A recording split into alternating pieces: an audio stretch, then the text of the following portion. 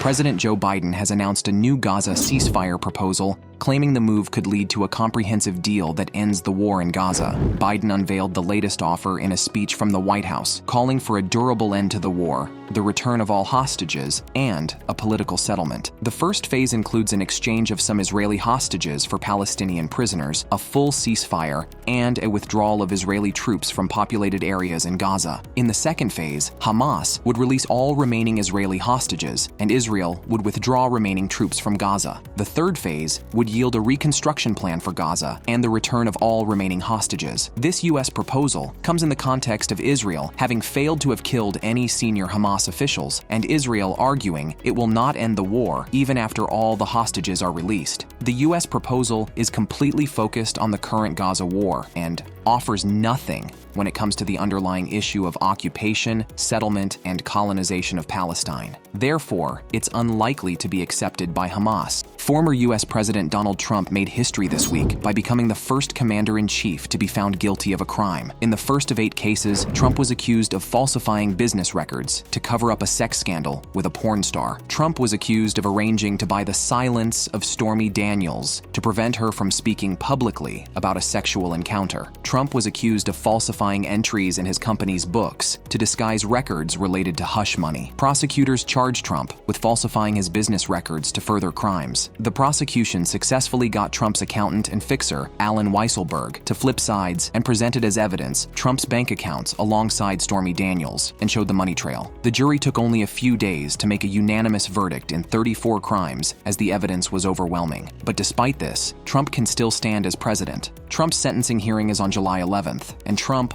also plans to appeal the guilty verdict. It's unlikely Trump will go to prison, as this is Trump's first felony, and it's a non-violent one. It would seem the guilty verdict has not dented Trump's chances of becoming U.S. president. Trump's campaign office cheered the verdict as they believe they can increase their fundraising. The American 2024 election drama is really just beginning.